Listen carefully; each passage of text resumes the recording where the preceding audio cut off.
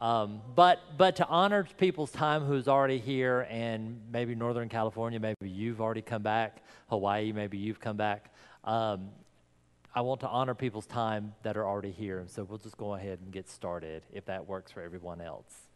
Okay, because we still have quite a bit to cover and not a lot of time to get there. So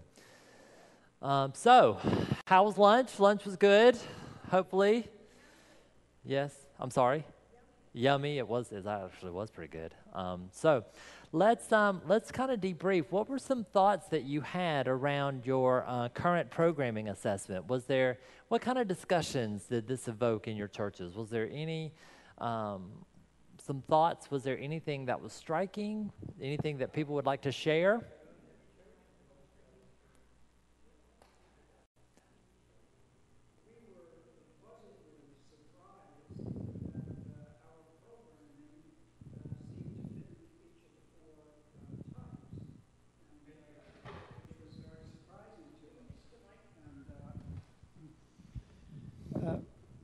MCC CV, we were surprised in reviewing our programs that they each fell into, we covered all the bases, all four types. And we were a little bit light in one area, but the good news was we were present in that area. And so it was very eye-opening to us and sparked more conversation on how we could be more active in that quadrant of programming. Yes, very good. Thank you. Thank you, Gene. Anybody, any other thoughts or anything that has come up as a result of your assessment? Lucia. Yeah, we weren't really surprised that we had skimpiness in programming around in the Mystic area. But what we discovered and started talking about is how that impacts the whole life of the church. You know, when you don't have that mystic component, the whole spiritual life of the church is impacted. Yes. And that's a lot of things that, and in Western Christianity especially, I think that's a very hard concept. It's a very challenging, the mystic side is a very challenging concept. It's definitely certainly part of our culture, it's definitely certainly part of our language and our history as a faith tradition. But now we're just not so sure about you mystic prophetic people. And we've kind of let that whole aspect go to Eastern religions, to other kinds of spirituality that are becoming popular now. We've relinquished our role. Absolutely, absolutely. Which is why I think it is so important. I'm honestly a proponent of every MCC having yoga or chair yoga or meditation or comparative religion analysis, because where else can we find such a good piece of our mystic side at a church that is so affirming and open to anyone? So that's my personal philosophy, honestly. Any other thoughts?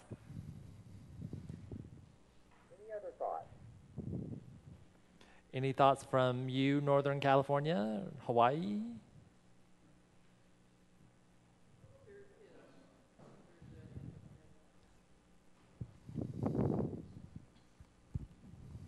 This is from Reverend Knight. The lack of a permanent facility impacts our ability to offer ongoing programs. However, we are committed to programming events that can be facilitated on a one-time basis. Absolutely, and for lack of facility, you know, it could be open in people's homes, potlucks in people's homes that are big enough to host events. Absolutely.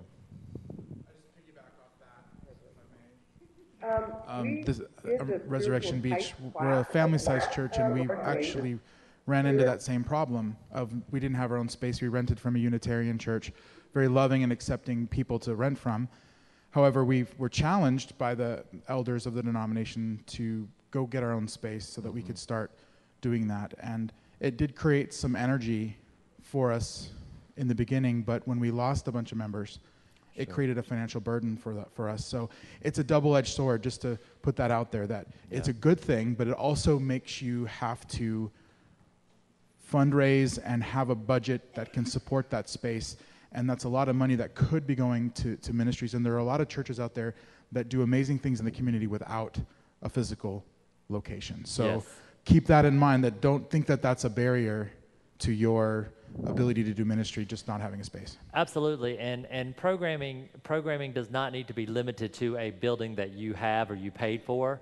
That's why I'm a big proponent in making sure programming is well planned, as well as strategic and intentional, especially for people that may not have a permanent facility, that it has to be well planned and strategic, especially because you never know. You just never know.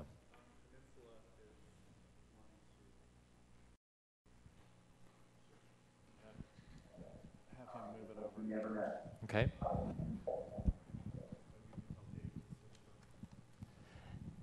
David, could you switch it over to Peninsula?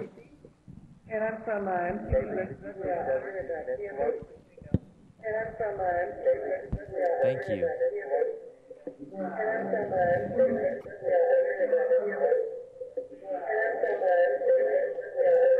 you turn off your audio, Peninsula?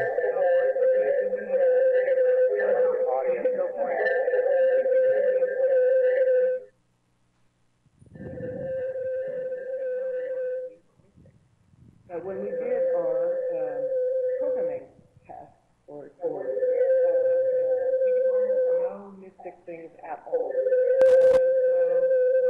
Feedback. One of the things we came up with. We are having problems hearing the question. Is there any way that y'all can bring the Adobe closer to the question? And maybe that's why we don't do enough coaching. So we're open to suggestions on how to expand that.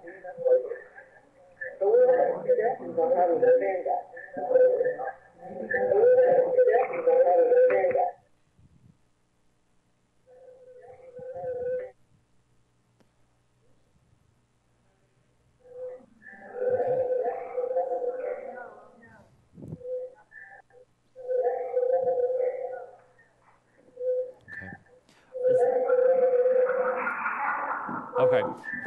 Is there any other questions or anything that came up from your assessment before lunch? Anything else? Okay. Amy.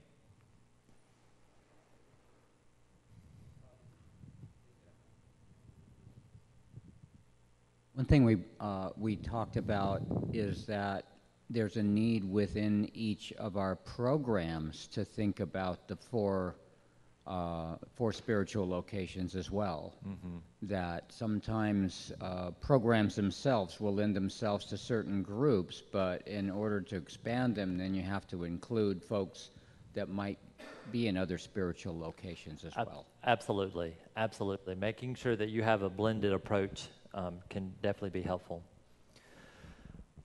Okay, how are we with Peninsula, or do I need to? Okay.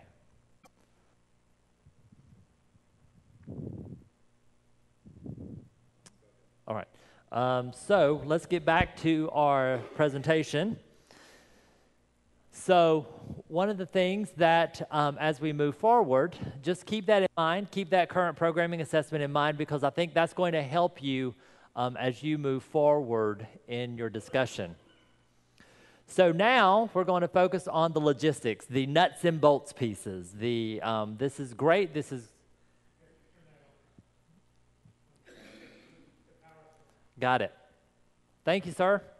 So now that we have this piece, this is the great spiritual, theological, ideological concepts, but let's put it into practice. We're in for a wild ride now. All right, so nuts and bolts piece. One of the things that you need to think about is the idea of systems.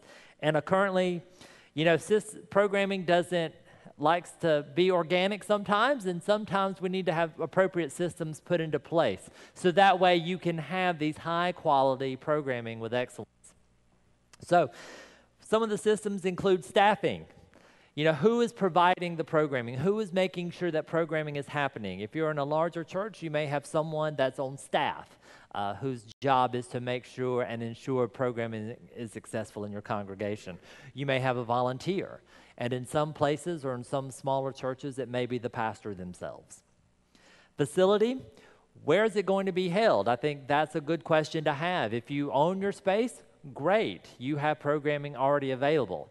If you don't, or you rent the space, or you rent it with another congregation, or you may have a traveling church where you may not have structures in place, where are you going to have it? Will you have it at people's homes?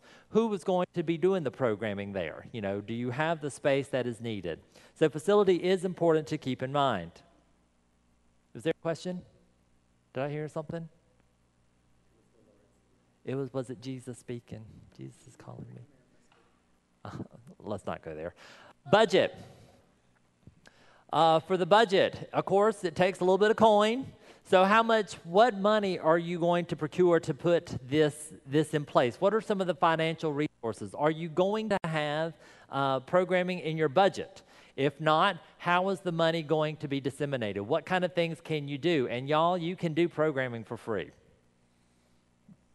You can. You don't have to have a $100,000 budget to do good, high-quality programming.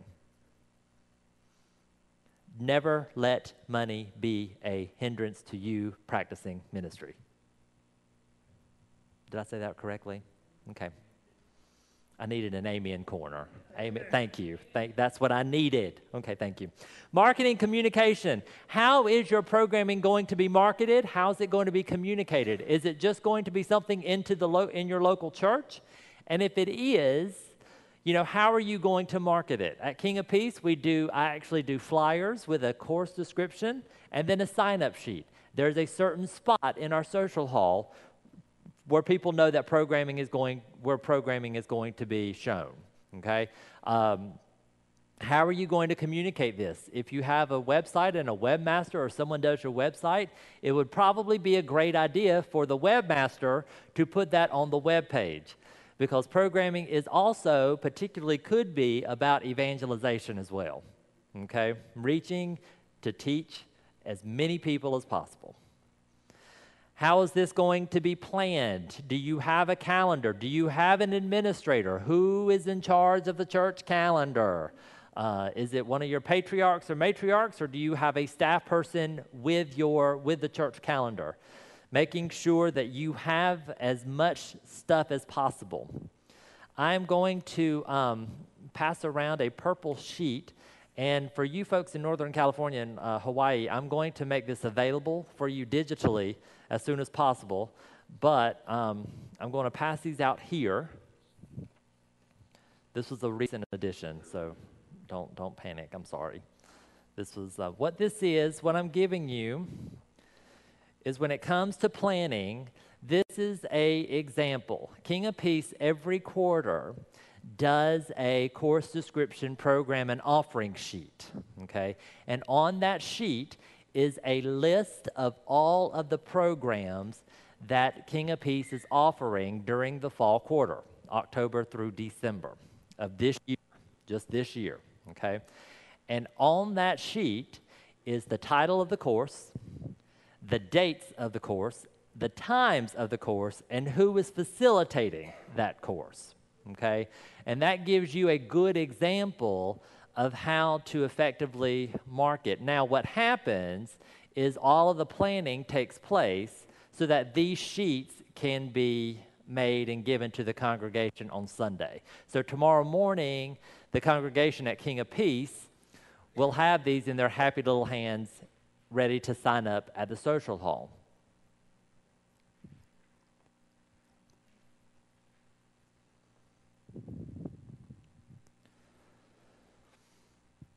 So there you go. And I will give you one, so that way Northern California and Hawaii, this is the sheet I'm talking about, but I will make sure that it is available for you as well.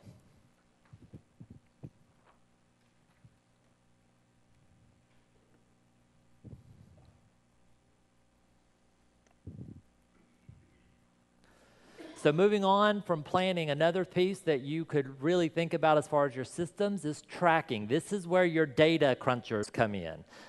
It's every time that a program is done at King of Peace, there is a sign-in sheet. The sign-in sheet lets me know how many people showed up, who they were, and who my audience is. So that way I know who's showing up. And when Reverend Candace sees who's doing the programming, then I have a spreadsheet full of information with nothing but numbers to say, Reverend Torrey been to 86 program offerings this entire year. And this person over here hasn't been to one. It kind of lets people know where they are and who they are and where they stand. And it's good advertising as well. Yes? Is that input by a staff person? Yes. Moi. So that can be, the staff person can do it. Our administrator doesn't do it. That's normally me because I'm the one that creates the sign-in sheets. And it's for me a good idea to see who is signing up and who is signing in, so that way I can have a good intentional pastoral-led conversation with them to see how it's going for them and as well as what kind of offerings they would like to see in the future.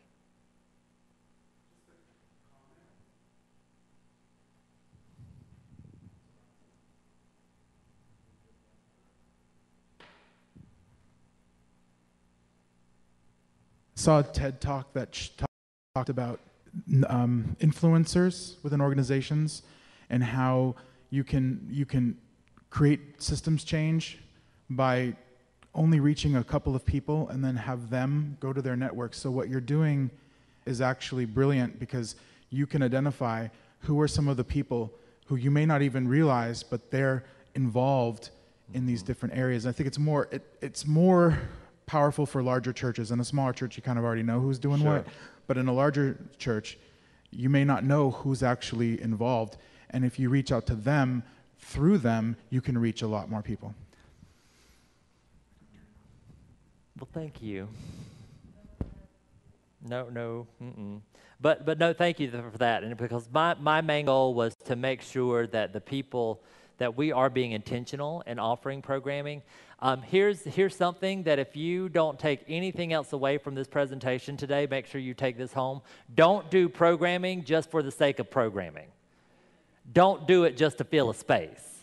Do it because you are intentionally reaching out to your congregation. Because if you oversaturate your program, this is one thing I learned. If you oversaturate your local congregation with programming, you may see it may do more harm than good. So don't do programming unless you fully intend to go through with it. I've had to learn that the hard way. That's just a practical street lesson that I learned. So, yes. The incomparable Reverend Alex. So in respect to programming, I see here that you have something happening almost every week. Yes. Facilitated by different people. So let's say within a specific quarter, you may have something going on for, let's say, 3-4 weeks. Do you have events which cross over? Do you have programming which crosses over other programming? What do you mean? Like, for example, let's take Philippians and Joy, which is for 4 weeks. Okay. But then I see where's my GPS offered on different days. Mm-hmm. So, but it kind of tends to cross over. But I figure one reaches out to one type of individual or personality or temperament, while the other. Right. So there is some crossover. There will be some people who will be a part of both. And then there will be people who will not be part of either or, but will decide to do something completely different. And that's why I wanted to be very intentional about what I offer, as well as the time it is offered. I don't want to, I think it's important not to have 2 head spiritual type classes like Philippians and Joy and Bible 101 at the same time. Well, first of all, I teach both, so I can't be at both places at the same time. I missed that class in seminary. But but at the same time, try not to do the same type at the same time, because then that's too much of a conflict. So I do offer some crossover programming just to make sure that we're reaching out as maximum number of people as possible without oversaturating the field. Good question, thank you. Any other questions? So then we go from tracking, so then we got to find out if the program was successful. So that's when we go to assessment and evaluation. It's always important to assess and evaluate not the person facilitating the class, but to assess and evaluate whether your program offering is needed in your congregation, okay? I make it very clear, and I think there was an evaluation form on the sheet on the thing, Google Drive. I'm so technical in my language. Google Docs. I am not a credit to my generation when it comes to technology. Hallelujah. I'm just not there. So assessment and evaluation is always very important. You are always assessing, you're always making sure that that program offering is needed, because again, you don't want to offer a program, spend a volunteer's time and effort doing a program when no one's going to show up. And you know no one's going to show up because you did that assessment and that evaluation, so you don't want to waste anyone's time when the program is not needed, desired, nor required. So those aspects are very, very important in creating high-quality, successful programming in your church. Yes, sir.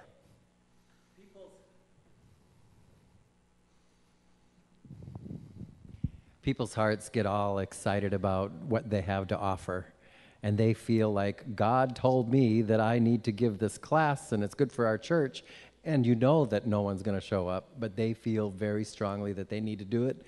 How do you address that? I was hoping no one would ask that question. And practically that has happened before. I've had people say, well, I should do a class on, let me teach a class on this particular thing. Giving those people an opportunity to talk them through. And I'm honest with them, you know, and I will say, well, this is what I've noticed. And right now, I think your gifts, God has called you to do these gifts in certain areas, and right now, this is where I'm focusing on. So let's reevaluate every quarter, and then they don't show up. I've had a couple of examples. I've had a couple of instances where people have said, I want to teach this class on, you name it, crocheting again.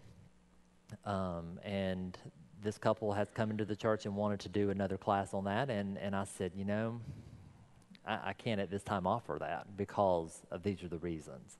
And a lot of that is behaviors of their own stuff. They don't show up for programming. They don't show up on time. They cancel and not, and I tell them I need my teachers and my facilitators to be consistent, and that's one of the reasons why I say, I can't have you teach at this moment, but let's see where we can fit you in. So that's where I'm kind of more of a pastoral presence for them, because I understand where they are coming from, and at the same time, I have to say, I'm running a very high quality organization here with my programming, and right now I just don't see it happening right now. Reverend Brad, Reverend William wanted to express that he offers them in his congregation a chance for them to see how many people sign up and what is actually happening with their programming. And that's a good thing, Reverend William, and that's another thing that I would say is there are sometimes if I'm sitting on the fence with some people, I would say, well, let's try it out and see, and I'm always willing to do something once if I'm kind of on the fence. And now if this one person has a behavior or has a inconsistent behavior about themselves, then that's when I have to say, thank you, I'm not sure it's going to fit, but I'm always willing to try something once if it works for them.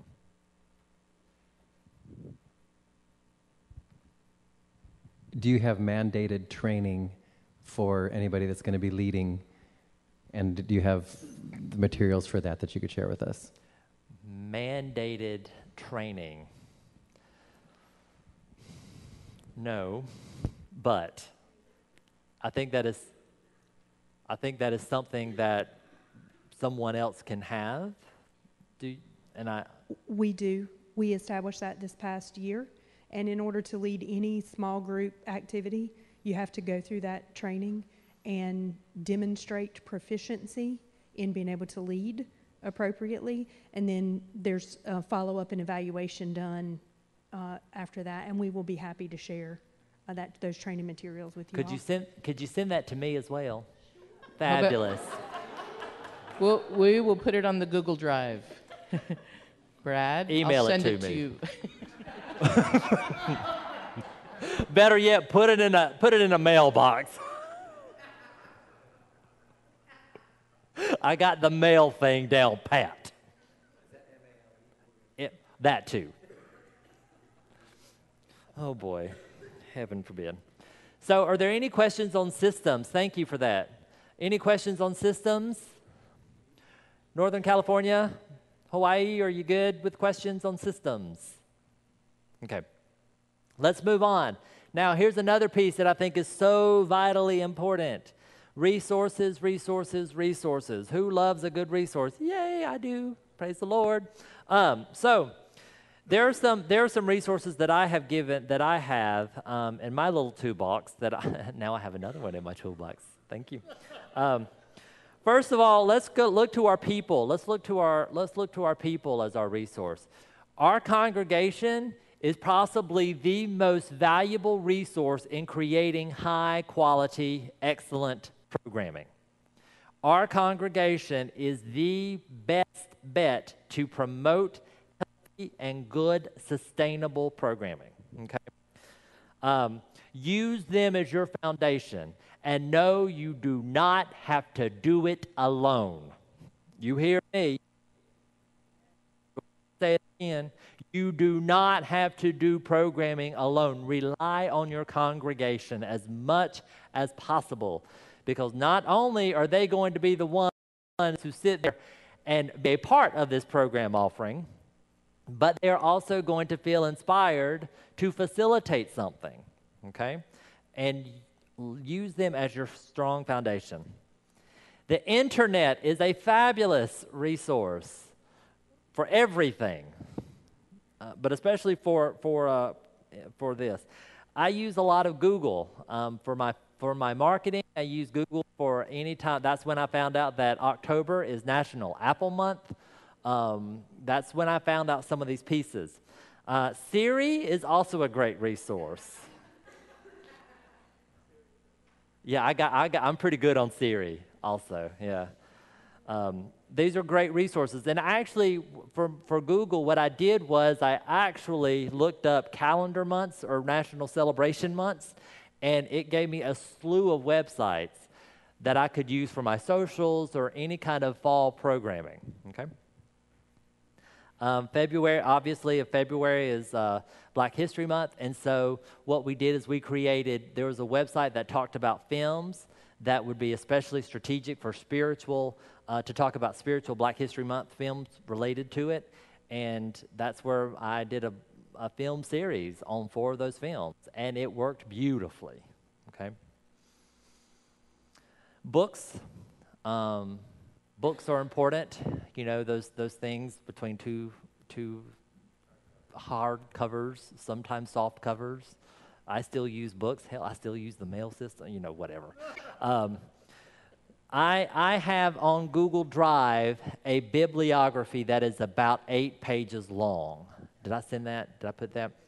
Use that resource. Those were books and films that we used at our local church. That is a great place to begin. It is exhaustive. It is 8 pages. And if you want to look up anything around children resources, it's there. Young adult resources, it's there. So use that bibliography, because those are ones that we use for our particular programming example. No, that's on the Google. Is it on the Google Docs Drive, whatever? When everybody registered, you were sent a link to download materials. It should be in those materials. And if you're having trouble with it, We're going to have a contact information so that you can get it. So, and we know that Google Drive is not for everybody, but it works when there's masses, so we'll do it. So, but it is an 8-page document, and I have to say it's very user-friendly. Amazon, I also look up Amazon as well. If you want to teach anything on whatever you want, there's a book for it. Liturgical year stuff, I love good liturgical study on Advent. I just love it, love it, love it, and that's where we found those resources. Reverend Candace does a thing on Advent every year. You know, we have resources for that via Cokesbury, via, you know, the bibliography that I have for you.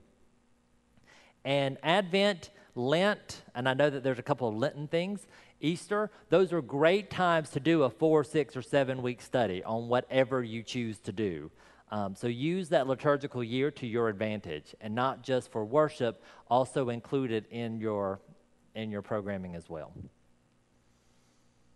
And then community partners. One of the things that I love about MCC is that we are constantly working with community partners in our areas.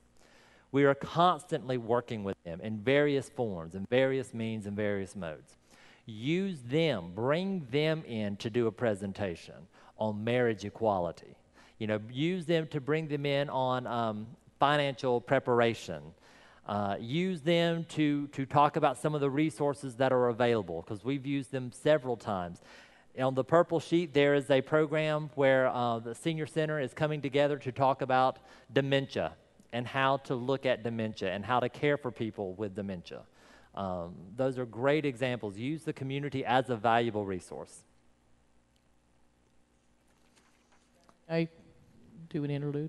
There's also some really great resources available on the MCC website. There's an online learning center that we just got a good grant for to expand. So if you haven't been to the MCC website lately, please check it out. There's a number of things that are developed by the individual offices. Office of Emerging Ministries has several. And there's a lot of stuff on racism and you know, trans world. There's tons of stuff on there that is going unwanted and unused, and it's really good. And I have just been informed by Tori that he's already got all your stuff up on not only the Google Drive, but also on the network Facebook page.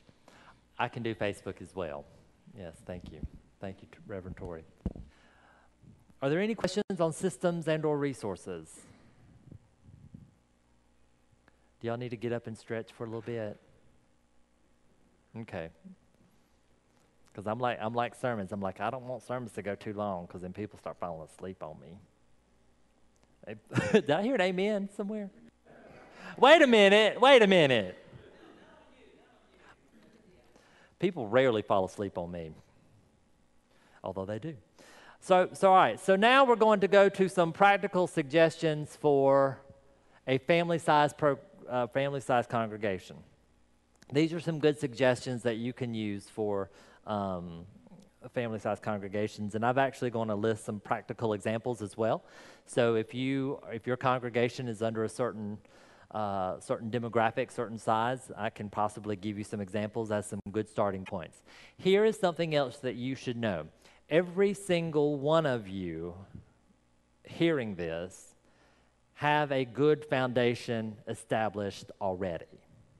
Every single one of you, whether it's a potluck once a month or once a quarter, or an ice cream social every 3 weeks, or a Bible study, you know, going back to Sister Eula May and Uncle Harold, you all have something firmly established, okay? So don't say, we have nothing. You all have something. And I think Palm Springs, you know, I was having a conversation with y'all, I think, you know, that's when it kind of reflected on me to say, you all have done something programming related. So, but I also have some examples as well. For a family-sized congregation, the pastor is the primary programmer, okay? The pastor does the primary programming. The congregational type will guide the primary program, whatever that primary program is, whether it's simple as just a potluck once a month and a Bible study, okay? And the goal is to seek to add a couple of short-term programs per year that appeal to different types, okay? You don't want to, again, you don't want to oversaturate a programming in any size congregation, but it's probably not a good idea if you're in a family-sized congregation to do 6 programs in a week, because you're a limited two-legged congregation. So my thought is, start out with a potluck, a monthly themed potluck, and a 4-week group on a head spiritual type, whatever that may be, or whatever kind of spiritual type your congregation is. Just do something. I would do something maybe twice a month. Do a potluck once a month, and then a 3 or 4 week session on Bible 101 or Meditation 101 or something simple to kind of gain interest depending upon whatever your congregation is. Pastor-sized congregation. Pastor and 1 or 2 key volunteers or primary programs. They always have some program that fits the congregational type, and the goal is to add 1 additional program each quarter that appeals to the other types.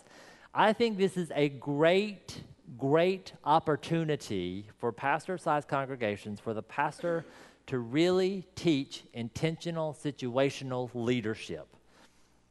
I think this is a great time for the pastor. Well, I think it's a great time to bring in leadership in, period. But I really think this is a great time for a pastor to bring in Servant Leadership 101 or some kind of leadership model to engage the congregation on some good leadership pieces that could develop their spiritual self and their leadership self.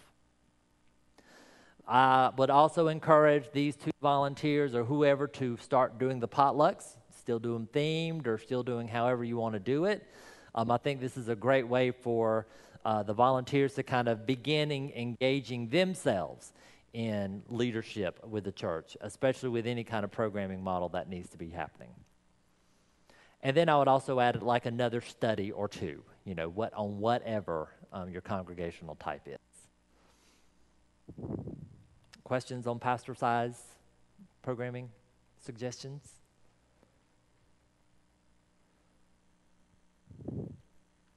Program size. This is where the rubber really hits the road. Hire at least 1 staff person whose primary job is programming. Recruit and train several teachers or facilitators to offer a variety of programs. Offer programming in each type every quarter. The team plans and chooses programs, and then begin designing affinity groups. Again, affinity groups are groups that come together around a central purpose or a certain theme. This is where the program increases drastically. This is my particular job right now, which is what I do, is I actually have a social programming team whose only job is to create social programming opportunities. They have the responsibility to create 3 potlucks every quarter. That would be right. 3 potlucks, one potluck a month. Okay, and their goal is to build those social themes. The pastor, again, going back to what we said earlier, the pastor does not have to feel like they have to do every single program. Once you get to this size, I would say the pastor teaches once a quarter or maybe once every 6 months, okay? So that way you now have the congregation, again, in a program-sized congregation, is the empowered lay leaders. They're the ones to build the programs. You will see that on the purple sheet there are several volunteers and lay leaders who are empowered to teach their trade or whatever they feel like they want to do.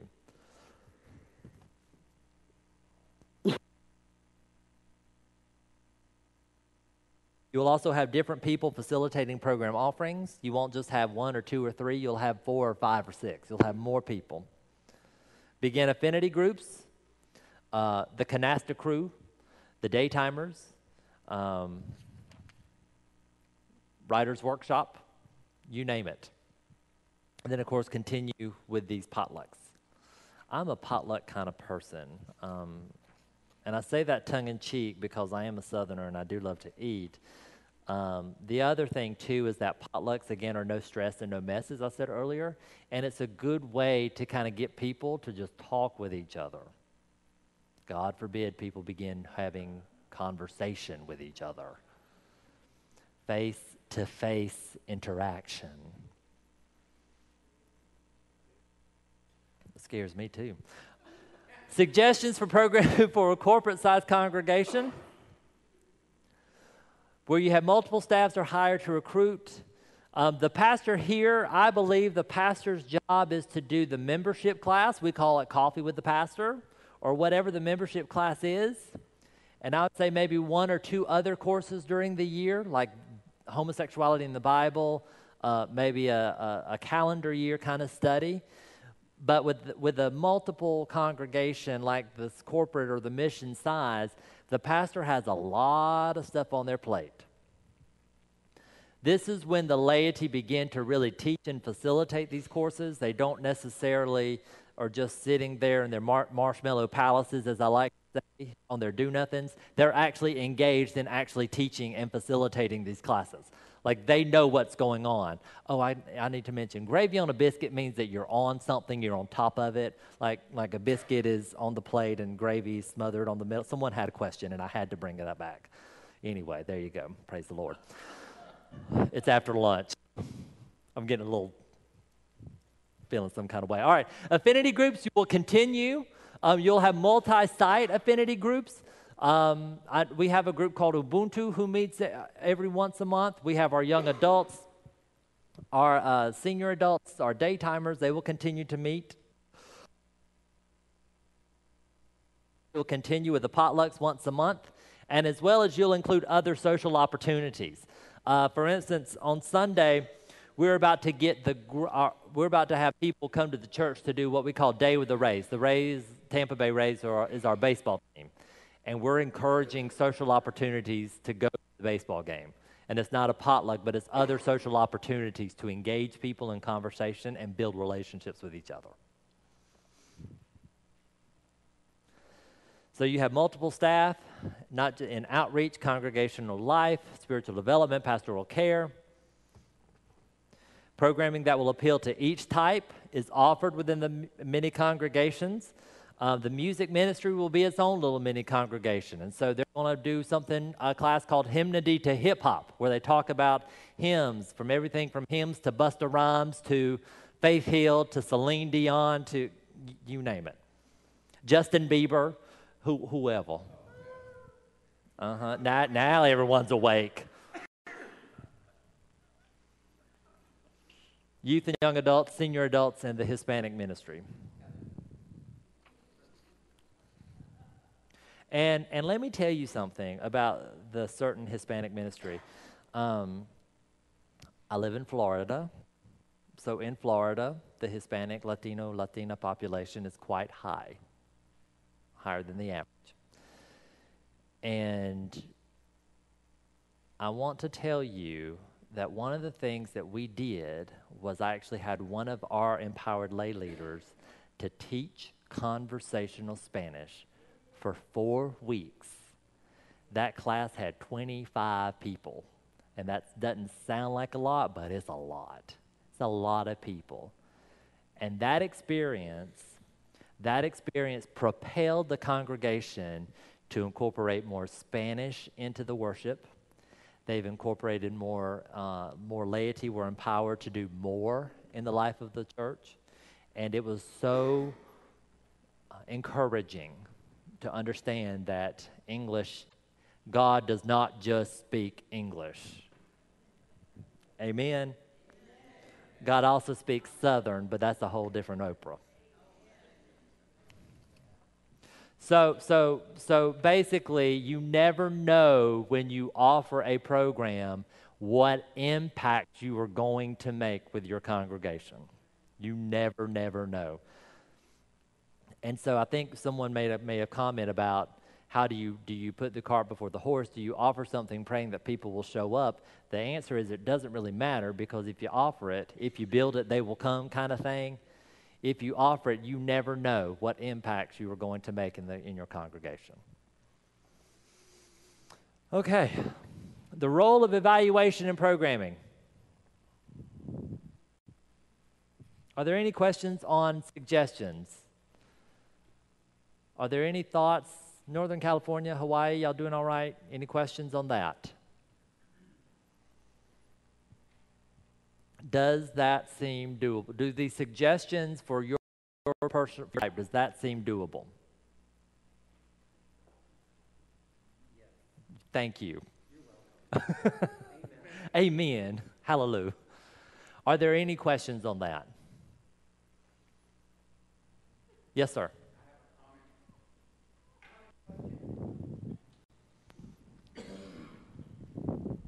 Before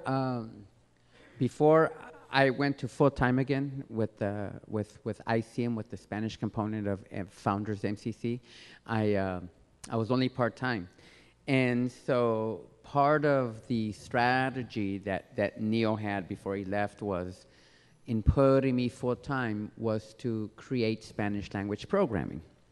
Well, what we came to realize was there's a lot of Spanish language programming out there, but it tends to be heavily conservative. So I ended up, what I started to do was translate a lot of what was already being done in English. Most everything, not some stuff is copyrighted, unfortunately, and could not be translated. But some of the stuff I would translate and then offer it in Spanish. And so I would always say that I'd be 10 steps behind whatever Founders MCC was doing, but it was being done. Mm-hmm. And so then what I started to do then was create my own programming. The Spiritual Quotient course that I presented, which is in English. I mean, you can buy the book and read it and develop the curriculum, or you can spend $1,500 and buy the CD. So I read the book. Amen. Amen. You know, and save myself $1,500 and I don't know how much, and offered it in Spanish because it's both in English and Spanish. And I came to realize that's one of the incredible challenges when it comes to the Spanish component of programming. But it's doable. Mm-hmm. It's doable. And so now I'm in the process of you know, I present the course, I refine it, I tweak it, and then whoever wants it, I send it off so that they can present it. And my hope is I'll ultimately offer it to the denomination where they could offer it to any church that has a Spanish language component, or as a way to bring in Hispanics if they're starting or if they have an existing a Spanish ministry. Oh, thank you. Thank you, Reverend Alex. Any other?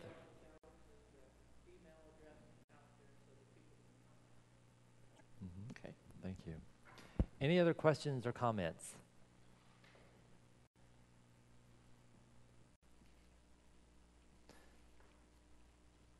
Does programming seem a little bit more doable now? Okay, good. Good. Northern California, Hawaii, y'all doing all right?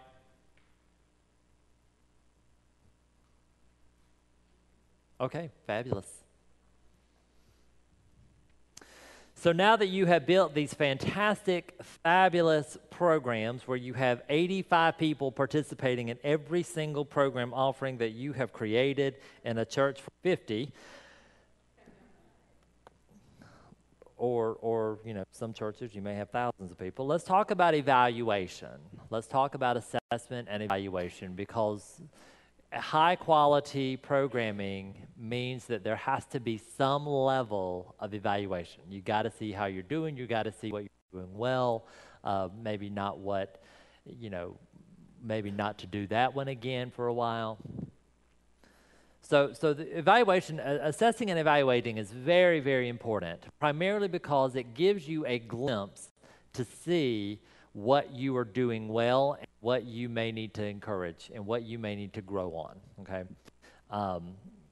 And you can evaluate programming through a standard question and answer form, which is what I've done. There's also an appreciative inquiry, which is, you know, I appreciate what you've done. This is some things. Does someone want to talk about appreciative inquiry? Jude, can I put you on the spot for just a second? Because I'm not familiar with that process.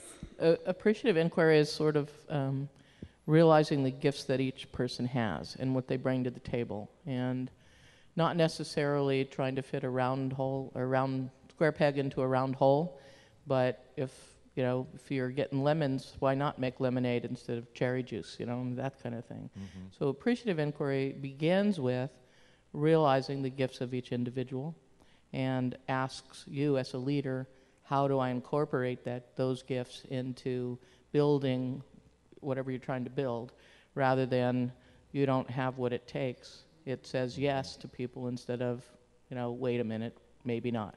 Yeah, okay, thank you. Thank you for that. So that can be a good evaluation tool.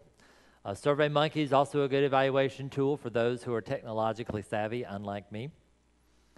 One of the things that I really value is intentional conversations between the facilitator and the student. You can get that one-on-one time to see how they're doing. How was your experience with Spanish 101? How was that? Did you enjoy your time? Would you enjoy doing something like that again? And that will give people, especially who identify as introverted, a way for them to spend that one-on-one time with you instead of being in a class of 35 people. Okay. And again, I think there's an example on the Google Docs, Google Drive as well.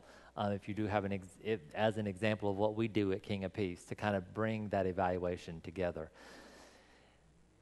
When you evaluate your program, please do not evaluate the teacher for them. Don't evaluate the teacher. It is not my goal to evaluate the teacher whether or not they're doing well or not. Okay.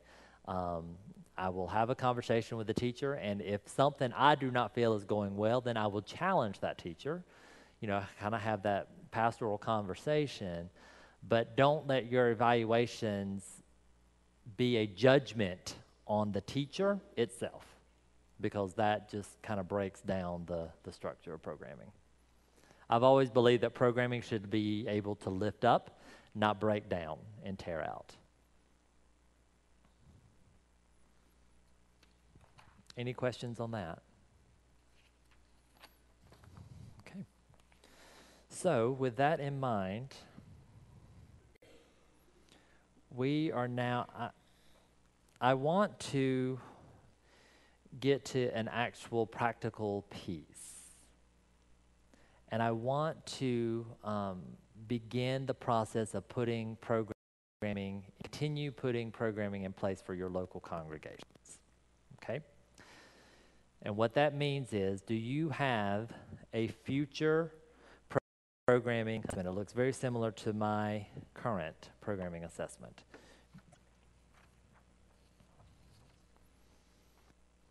Do you have 2 sheets of paper? One says, my future programming, and a worksheet with a multi-row columned grid.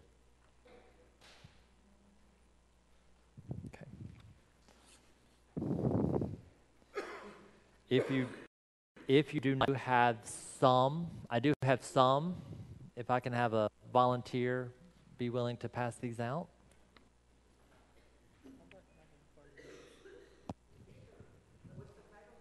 My future programming, and then there's another document that says worksheet. Say what? Yes.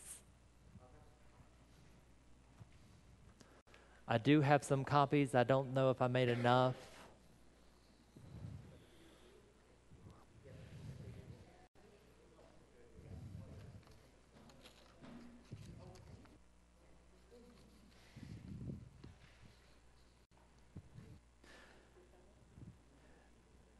Jude, what's my timeline here? I go until when? Oh, fabulous.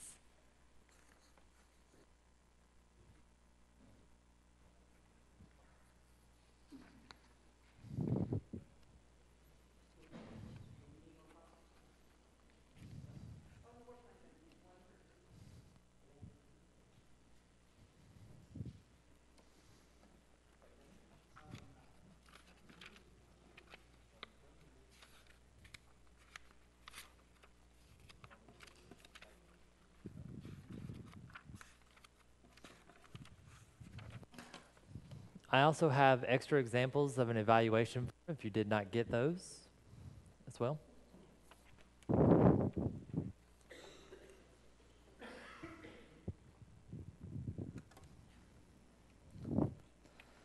So for the remaining, yeah, that's not a word. For the remaining part of our time together, which I was informed is about 30 minutes, you said?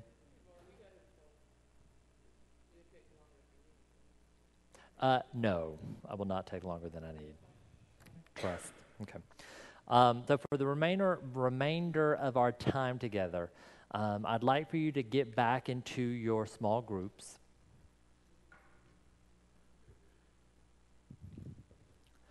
And when you get to your small groups, I want you to do basically the same thing as you did with your current programming assessment that we did before lunch. And that is, I want you to look at what kind of programs would you want your church to offer moving forward.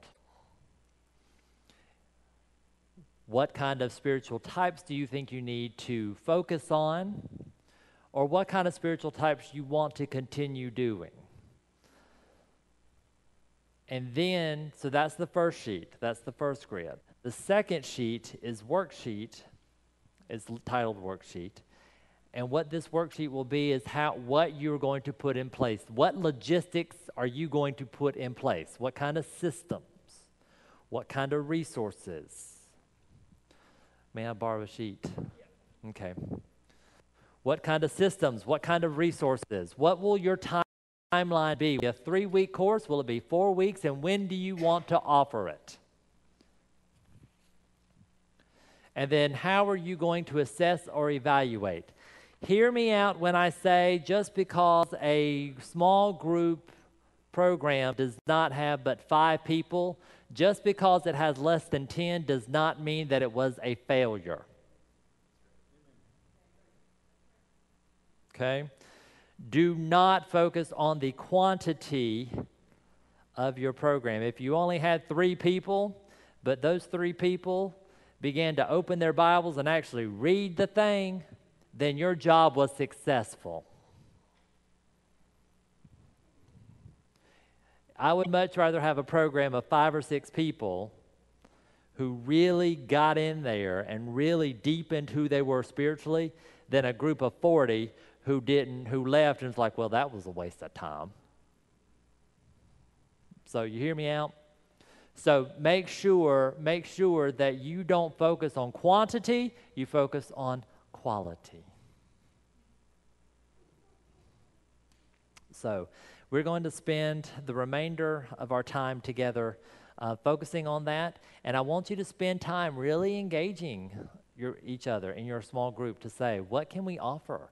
What are some things that we can do? Again, remember, ministry and programming are different things. Okay? So, yes, ma'am. What does that mean? About 30 minutes? About 30. You're welcome. Okay?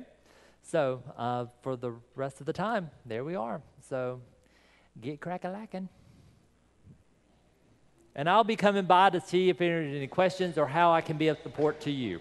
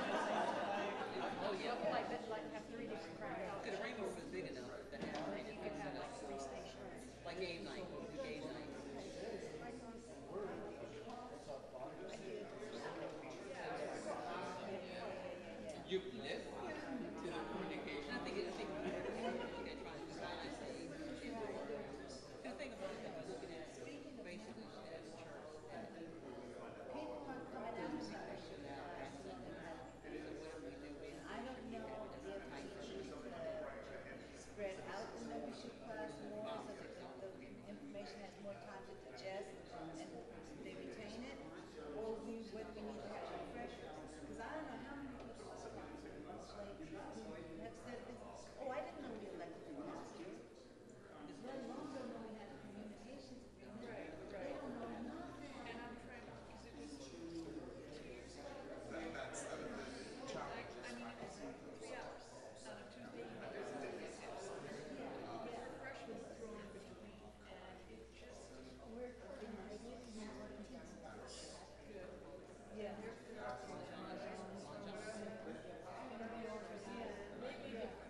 But yeah, just, actually there's a footnote here, but it all it links into what we're talking about here.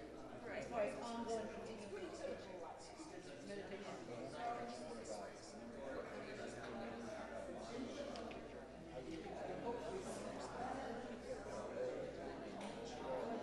With you.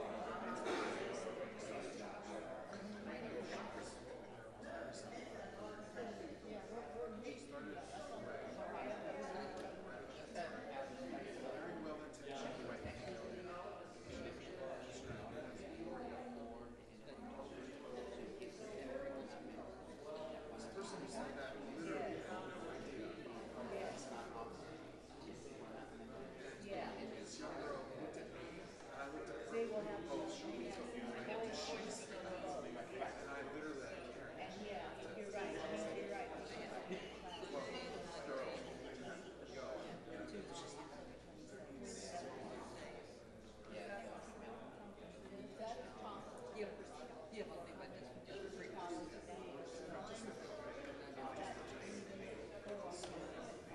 Yeah, they will.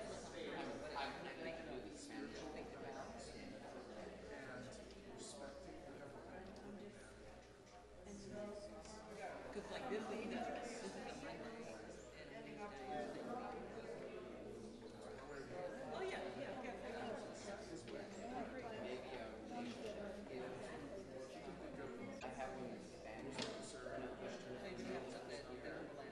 I think it's what Alex was trying to get to. Is it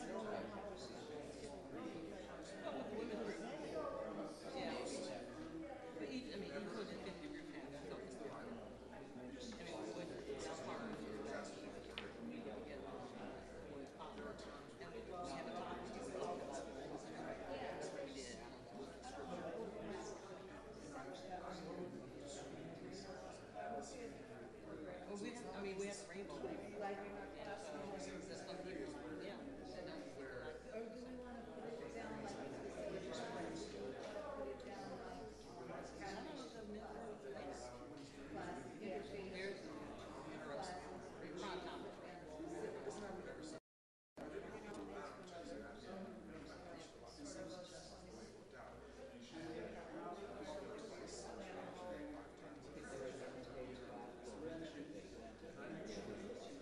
There you go. There you go.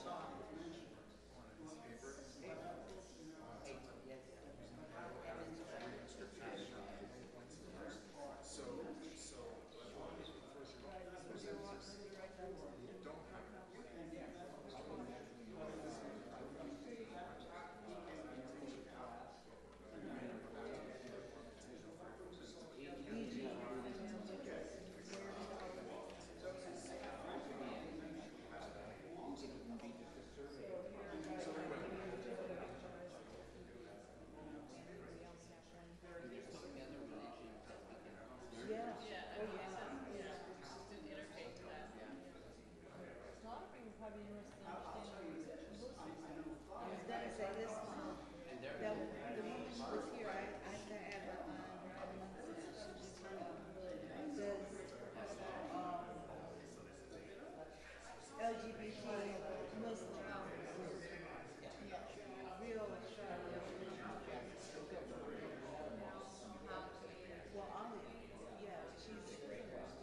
gone.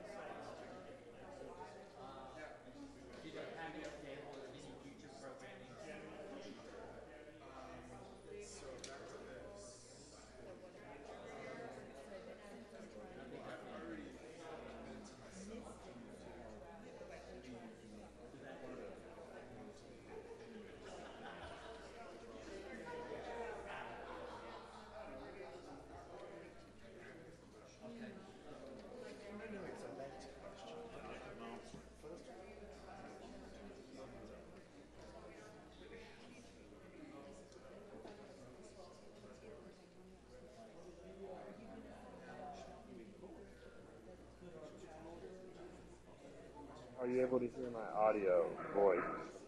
Testing 1, 2, 3. You are? Okay, great. They can hear you, Michael? Okay. They can hear you? They can hear you. So I'm going to mute mine.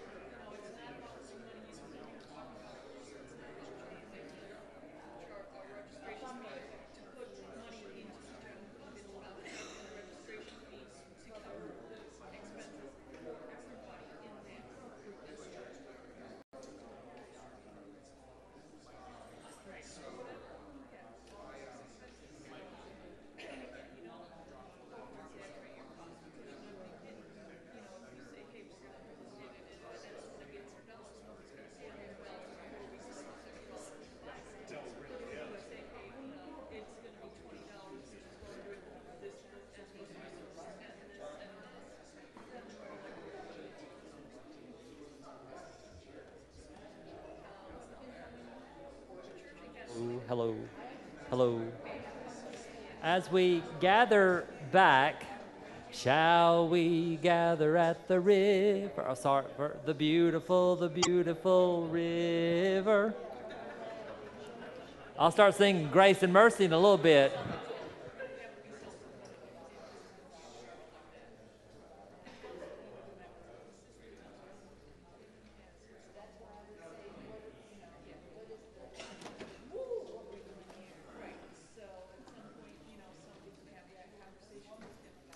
So as we gather and as we debrief,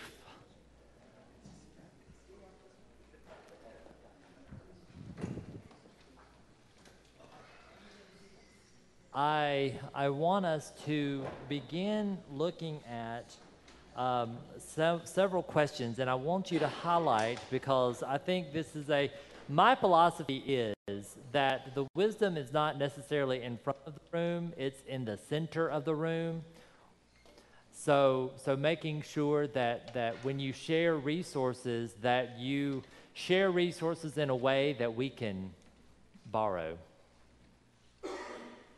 So we can all bask in your loveliness. So at this point, we're going to debrief, and the questions that I want you to consider are, what insights came out within you? Okay, what insights? Was there anything that you learned from this process, from this future programming model? And if there was a certain program that you are beginning to develop that your local congregation thinks, wow, this is going to be good stuff, okay? So we're going to begin with our Northern California churches to give them first bite, so to speak. So if I could make sure have your speakers ready and able to begin speaking, give you about a few seconds. And then before we leave today, I'm going to give you my business card, and I will make sure that Northern California, you in Hawaii, will have my information as well, so that if you have any questions, you are more than welcome to call me or email me any questions, or if you need any resources, or if you want me to send you any curriculum that I've developed, you are more than welcome to email me. I can do what I can for that. So Northern California, are y'all ready? Would y'all like to share all your? So again, any insights and any future programming that you would like to share our with? Earlier assessment of our of all of the various types of spirituality, and use that as our platform for planning at least this quarter. And we noted that we were short in the head category and in the mystic category. So we came up with a book study that we're interested in doing, and we learned from you all a strategy around Facebook, using it in conjunction with Facebook, and I think we're going to try out that strategy. And we're very curious about how they would work together. So we're excited about that. And then we started talking about, for our mystic population, maybe doing a poet's corner where people are able to combine some of their spiritual insights and levels of awareness, their various political persuasions, and combine that into a writing course where they're able to kind of put it on paper and maybe even publish it at some point. And then we thought about hosting a retreat later on in one of the other quarters, maybe in the second or third quarter of the year. So that's it. It's been interesting and exciting on our side. We're very pleased with our process. So thank you. Fabulous. Thank you. And can I ask what church you are from? Or not? Oh. Well, thank you so much for that. Thank you. We'll give him a round of applause. Sacramento, California. Fabulous. Thank you again. Who's next up there? Oh. Okay. As a platform for planning at least this quarter. And we noticed that we were short in the head category and in the mystic category. So we came up with a book study that we're interested in doing, and we learned from you all a strategy around Facebook using it. Hi, this is Reverend Terry Miller from Valley Ministries. Good to see everybody. And we've been in the process discussing some of the difficulty that we had in all of the categories, because we felt like some of them crossed over in many areas, and so we've come up with a few ideas around planning some interfaith pride services, doing a live chat online once a week at a said time, like in the evening, so that those people that work can join us. And then we also thought it would be great to do a social activity like playing pool or some other activity outside of the church, so that those folks can come in and be able to not feel like they have to be a part of the church, but it would be a networking place for outreach. And we're getting ready to discern a refocusing in our church community in October, so this kind of fits into some of the things that we're going to be looking at as we have a spiritual renewal. So thank you for your resources. And then I'm just going to move it so we don't have to worry about muting and unmuting and all of that stuff. Who's going to talk for MCCRE? Carol gets elected. You're on.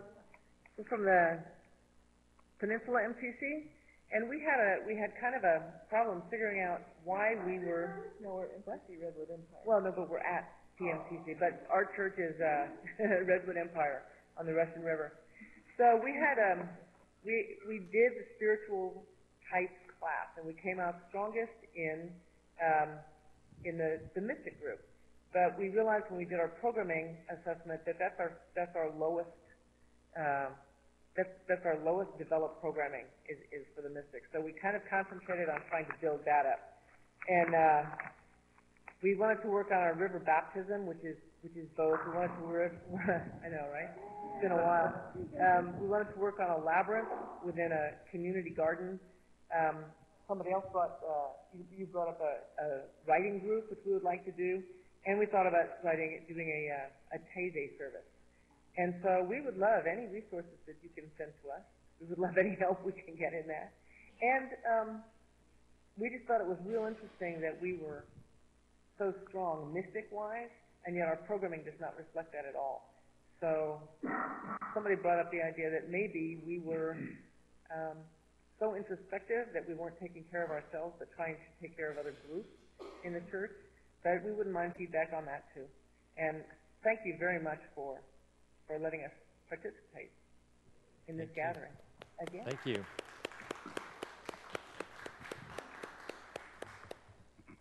Okay, and then some of the those from MCCSF had to leave for a pastoral thing they had to take care of, so I guess that's it from Northern California. Thank you so much. And go to Hawaii. And we had kind of a problem figuring out why we were so well, no, but we're at PMCC, but our church is Redwood Empire on the Russian River. So we had we did spiritual type class. It was in our strong, but we realized when we did our programming assessment that that's our good.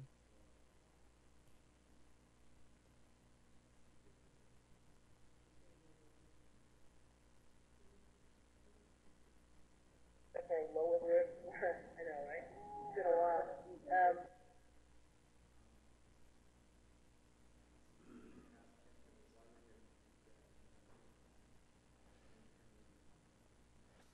David, I think we're getting feedback when we turn Reverend Williams' mic on.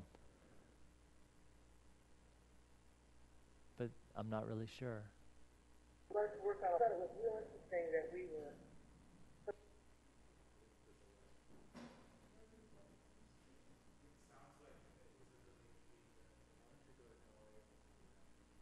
So we'll come here and then we'll go back to, okay.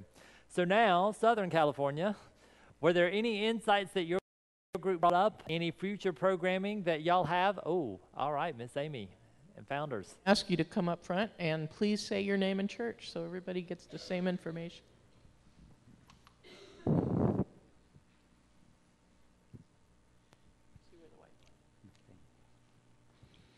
Hi, I'm Amy Laco from Founders Metropolitan Community Church. We are, of course, coming up to our church Anniversary. Yeah, I'm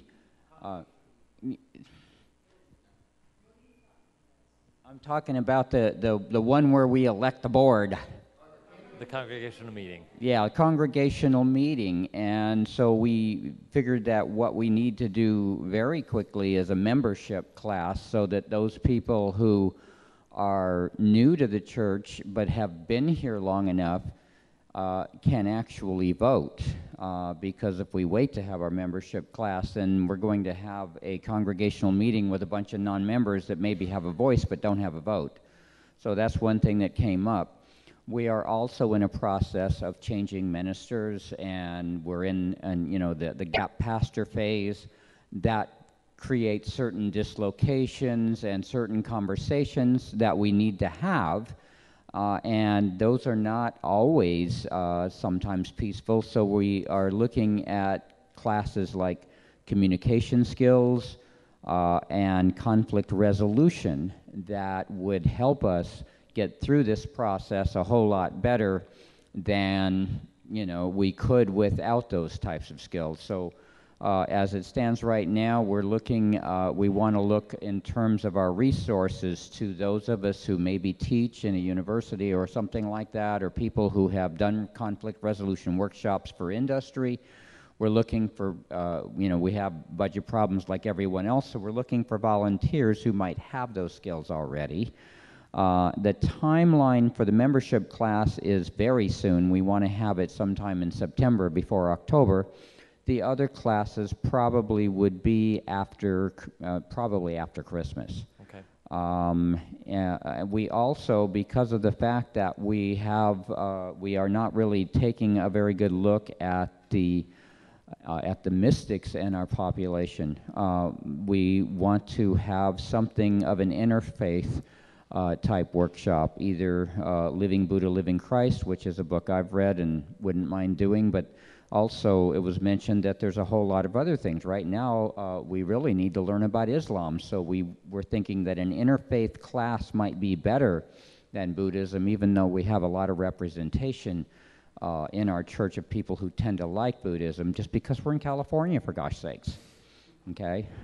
So those are some of the ideas that we are looking at, and in terms of timelines on that, we're not quite sure. We want the conflict resolution and the communication skills very soon. The last thing we were looking at, let's face it, same-sex marriage has been in the news a lot lately with Kentucky and all. I won't go into detail on that. I'll just say that we're thinking of, it would really be a nice thing to take a look at a relationship class for people who are planning on getting married, where we can actually take a look at Scripture and see what Scripture has to tell us folks here at the MCCs about getting married. Mm-hmm. I wouldn't mind having a class on the Constitution, too. So that's it.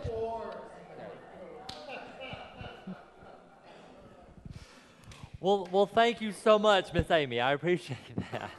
And we'll give her a round of applause. Is there another church that would,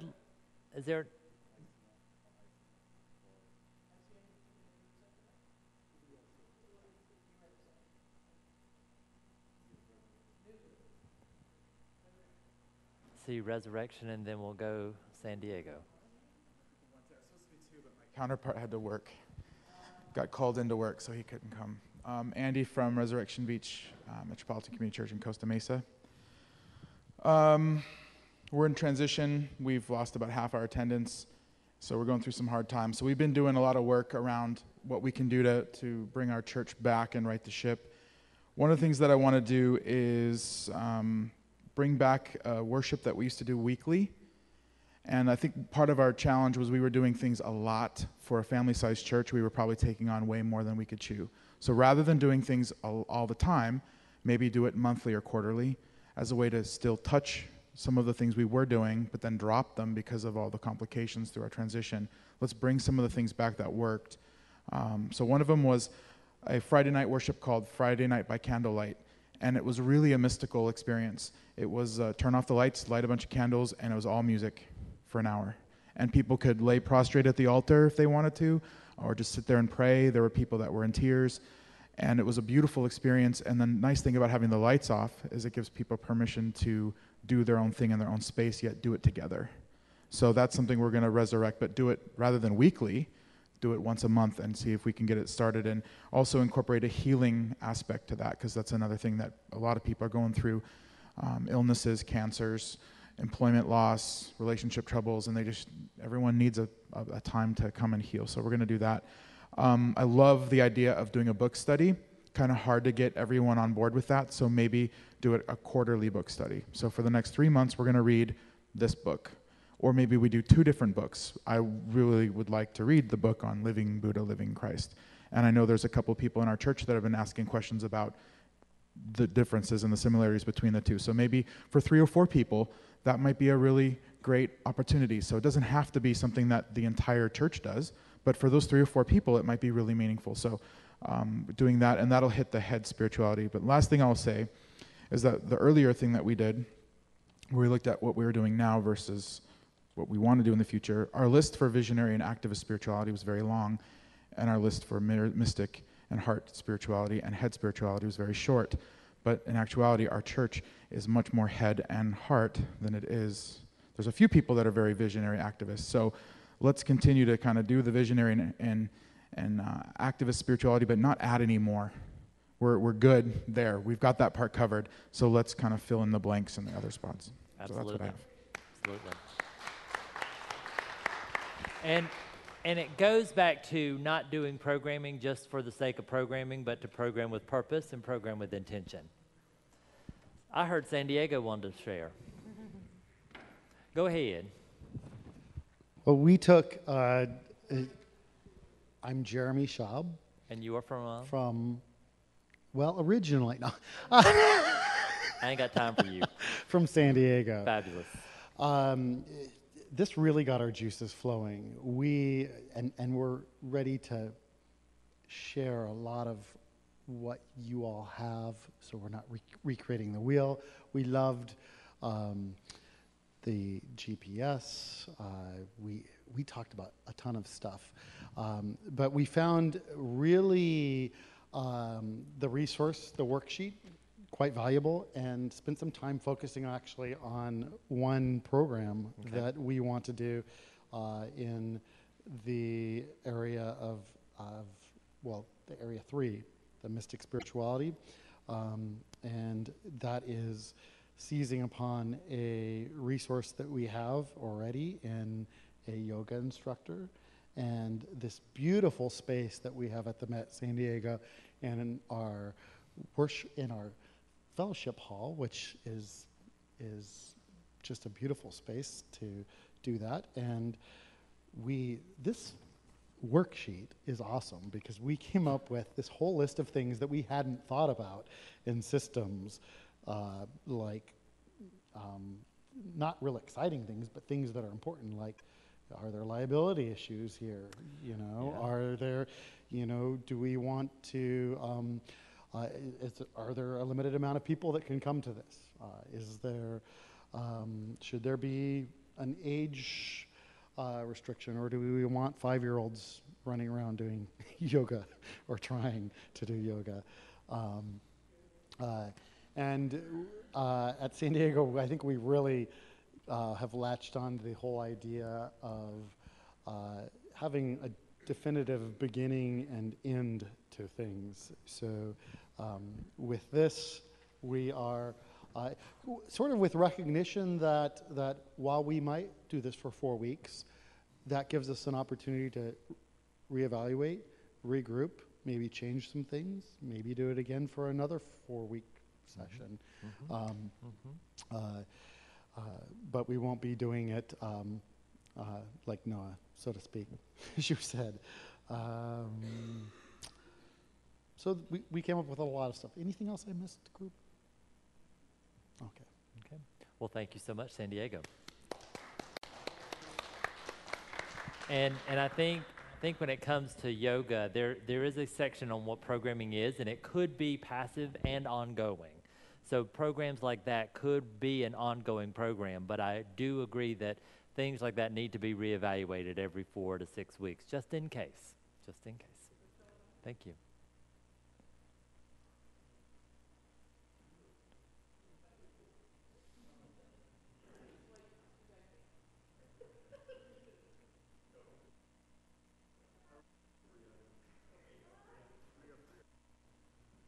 You don't have to do 3. Only if you only want to do 1, that's fine too. Well, if I can remember 1. If you can remember 1, that would be fine too, yes. Okay. We'll let the Spirit move on that one. Oh, the Spirit's going to do it.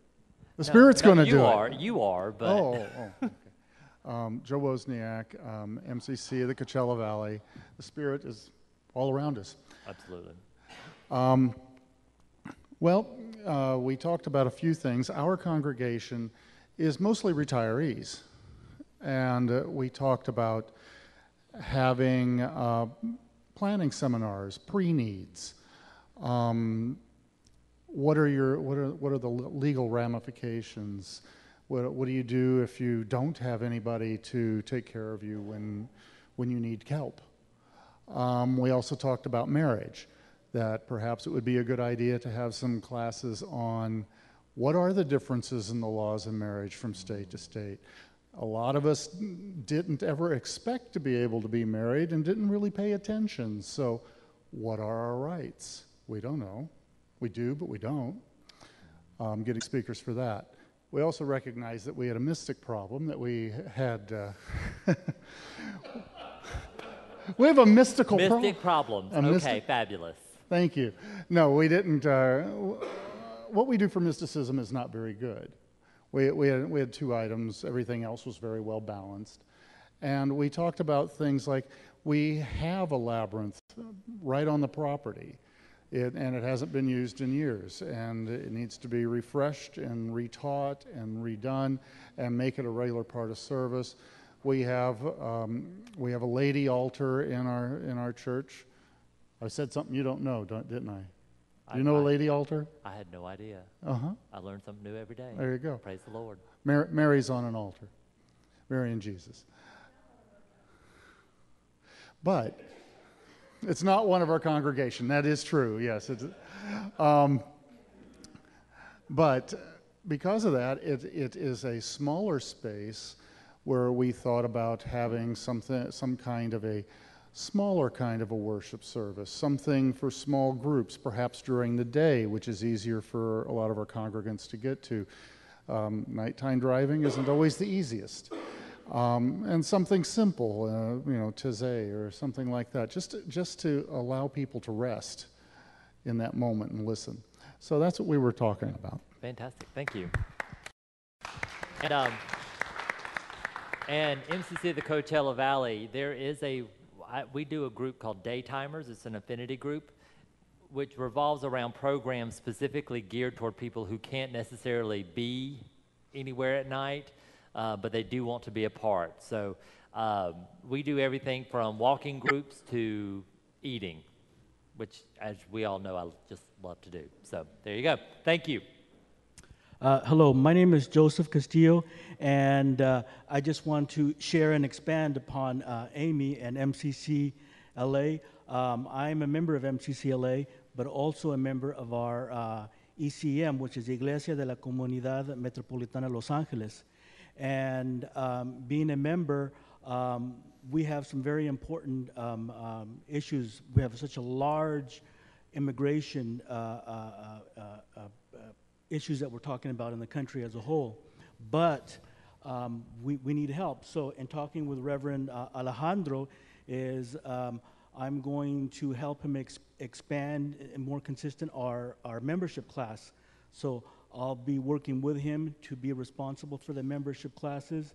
And because our Latin ministry, our Latin congregation, they definitely want a place to worship. And they're so diverse in themselves with cultures of big populations of Central and South America. And they're looking for a place to worship. And they want to assimilate into this culture. And myself being bicultural, and working with the Reverend Alejandro in our membership class, I can introduce them to MCCLA, ECM, and also help them assimilate and touch upon the 4 types of spirituality in the membership classes, and then helping them be the bridge to assimilate with the rest of our congregation here as a whole, which will just make us stronger. Absolutely. So those are our plans within our MTCLA and Iglesia de la Comunidad Metropolitana Los Angeles.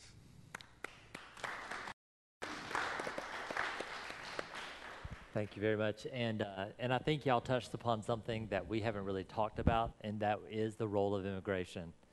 And especially in an area like this, Florida, the southern belt kind of thing. So, muchas gracias. And now, is there any other group, Vegas, would you like to share? If not, I'm seeing no. Okay, you're good? Okay, fabulous. Now we're going to Hawaii with Reverend William. We need help. So in talking with Reverend Alejandro I'm going to help him expand and more consistent our membership.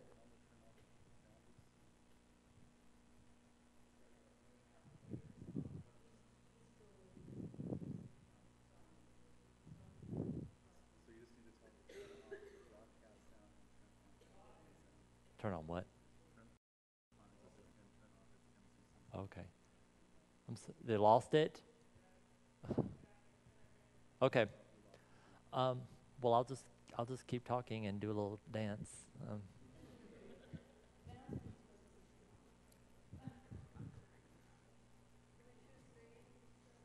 I don't sing. So I think all of those, give yourselves a round of applause for that. And Northern California, if you are still with us, give yourselves a round of applause for doing that, and give them as well as Hawaii.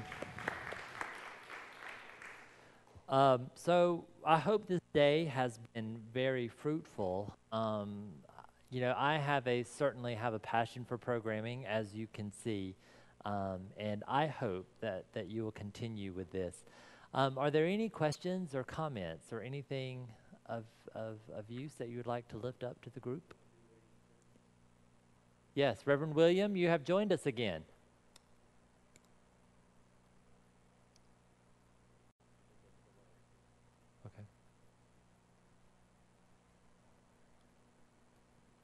Okay, is it my turn? Yes, it is. If you can hear me, nod your head, Brad. Well, okay. As I mentioned, we're in the process of getting into the final stages of pre-construction for a facility, which means we don't have anything permanent. However, we do have a large connection with the interfaith communities in action. And what that has allowed us to do is it has allowed us to forge some relationships with other churches. For instance, there's a wonderful facility here in Hilo that has a magnificent labyrinth. And so we will be having an opportunity to have a labyrinth evening, but we will be using the facility at the Episcopal Church. And also, they have agreed to march in the, and is it over? Is it done? Okay. We have Hilo Pride coming up next weekend, and several of the other churches will be marching in the parade with us. And so we have used that as an ability to do outreach as well. We will be looking to do some book studies in people's homes, because a book study, people's homes can accommodate, 4 or 5 or 6 people, but it will be an opportunity for us to get together and talk about spiritual issues based around a particular book. So we're going to do programming that is size appropriate for us, and we'll move forward. So also, one of the things that I want to do is for our really heart spiritual folks, we're going to have spiritual karaoke. So we're going to get together and let people sing their favorite hymns and just shout to the Lord. All right. Anyway, so thanks everybody, blessings, and hope to see you all soon. Thank you.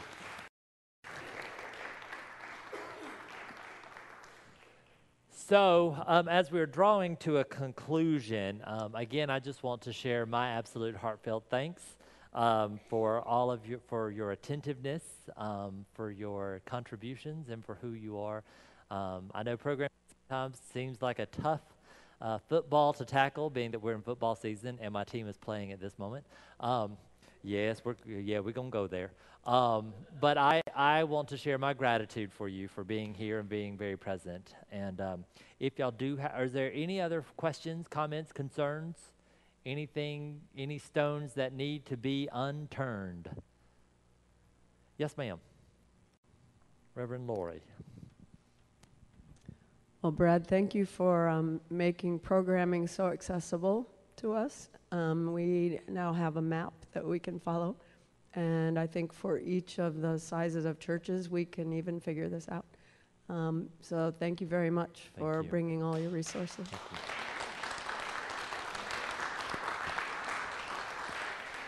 I am also, I would like a volunteer.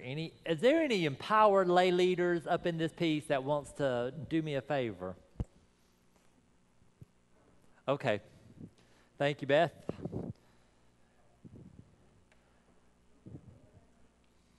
Por favor.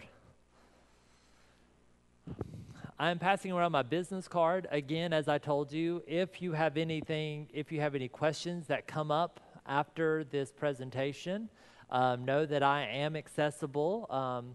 You will see my email, and I think the office telephone number is on there as well. And if you need any curriculum, then I will be happy to share anything that I have. Mainly I have stuff from Bible-related stuff. I have a class that I am presenting at General Conference called Where's My GPS, which actually does a 4-week session on this spiritual, on how to teach a 4-week seminar on spiritual types. And it includes everything from talking about our temperance to these in detail to Jesus and spiritual types in our congregation and spiritual types. So if you have any of that, I'm more than welcome to do whatever I can do to support you. And know that you have my blessings. And again, if there's any other thing that y'all need me to do, just let me know, and I am certainly available. So thank you so much. Thank you.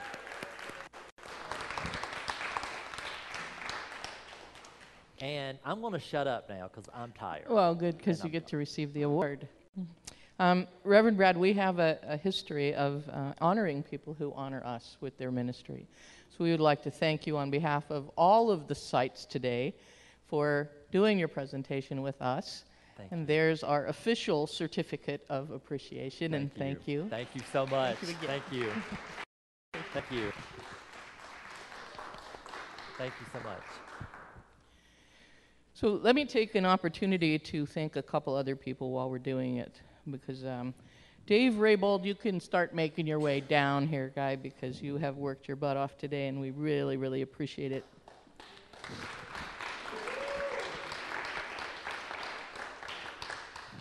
You know, when we started thinking of how to get churches that are 3,000 miles apart together for a gathering, we had to think outside the box a little bit. You told us at the very beginning of Networks that you did not want to spend money on travel and hotels and things that you needed for your ministry. So even when we have a few technical problems, please understand that one of the reasons we do what we do is so that we can get together somehow and that we can share and learn about what is happening in each other's churches. And it can seem like a smaller world in MCC to those that could be isolated out there and those that could do this. And we could have not done any of this without this man. And I want to thank him so much. No, wait. And we too have an official certificate of thank you for you, Dave. Thank you. And really, seriously, when we presented, hey, how are we going to do this? He stepped up and said, hey, I think we can help. And, you know, where would we be in any church without that kind of a volunteer coming forward and using? And he's been here all day and has done tests for us all week. And Mike is up there too, and we really appreciate you too, Mike. And there's, you know, folks on both ends of this. So thank you, Dave. Appreciate it.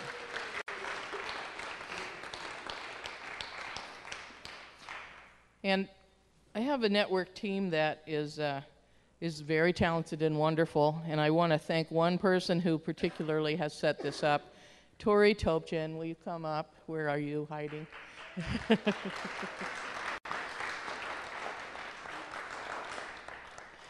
So Tori's had quite a year. He's you know, finished his school. He's been ordained. He's doing pastoral search for his own new home. And there's a ton of things that he took on just to make this happen today. And I want you to really, really appreciate this man. He's just wonderful. Thank you. And Tori, could you just hang around just a minute? Founders, we know that things are not easy. You're going through pastoral transition. You might have a few other things on your plate like the rest of us. But we want to thank you for being our host church today down here. And I'm going to give this to Tori because he's the next best thing to a traveling pastor today. And thank you, founders.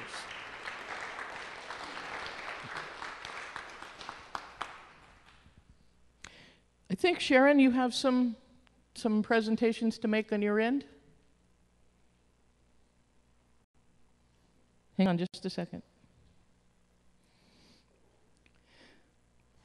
While he's getting her on, let me tell you who the network team is that serves you. I want to make sure you can hear me first because it doesn't look like my camera's working.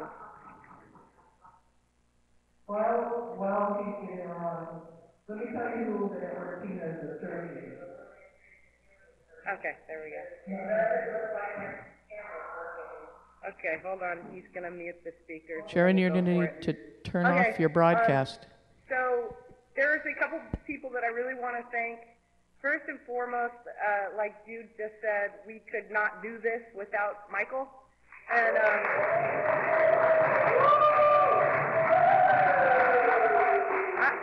I don't know if any of you have had the opportunity to talk to him today, but he's thick as a dog. So he showed up because he knew we really needed him. And I appreciate you being here. Thank you. I think I'm gonna. Can you hand me that and just switch it out, maybe? Because my video seems to have stopped working. So hold on a minute here. Let's see if we can make this work.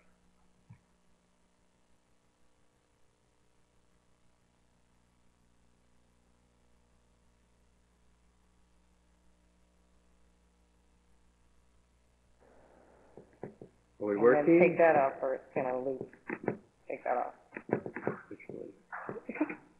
Here? Yeah. Okay. And then stop. Ta-da! All right, I'm not Are we sure here? if you can hear me, but I'm going to pretend like you can, and I'm just going to talk. I don't know. So the other thing is, again, like I said, I was at the hospital yesterday until close to midnight, and Reverend Terry really bailed me out, making sure that you all had lunch to eat, and I really appreciate her being willing and Valley Ministry stepping up. So please come forward. Well, I don't know why they can do it, but yes, it's like my camera stopped. So, let me try this. See if that works. I think we should all take a moment to thank Sharon as well. I mean,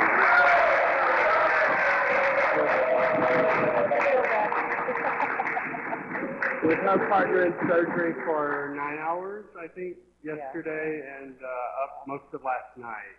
She is in an amazingly cheery mood despite all that. I mean, an amazing person. Thank you, Sharon, for all your work. Thank you, Michael. Thank you. So I'm getting a message that they can't see us, but I don't know if they can hear us. I'm going to find out. And if so, I may be jumping the gun, but I can't hear them, so I would ask Michael. Oh, they must be able to hear us, yay. So I'm going to ask Michael to come forward.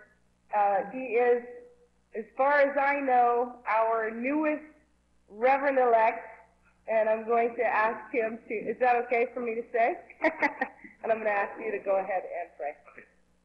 There's a couple things, though, that I would like to mention. A San Diego lay delegate was rushed to the hospital having heart pain. We would like to lift her up. Her name is Steve. We'd like to lift Michael up. I'd like to lift everybody in this room up that they don't catch what Michael had.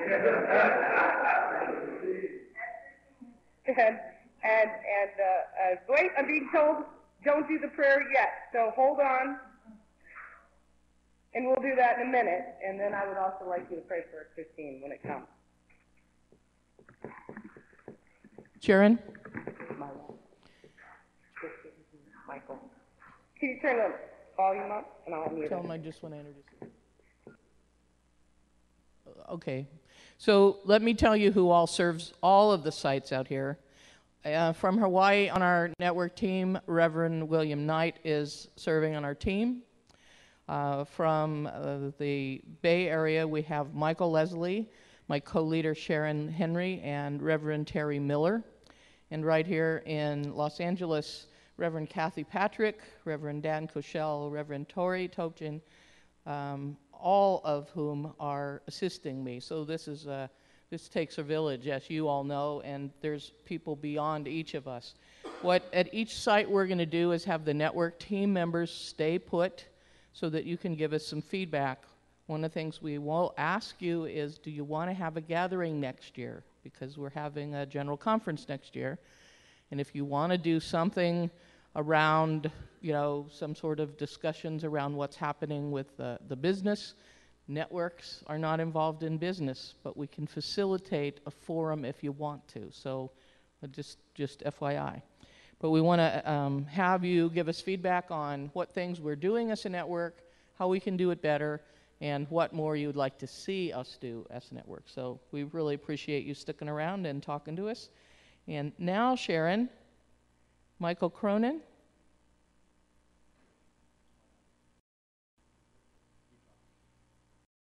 I don't know what to say. A rare time, but...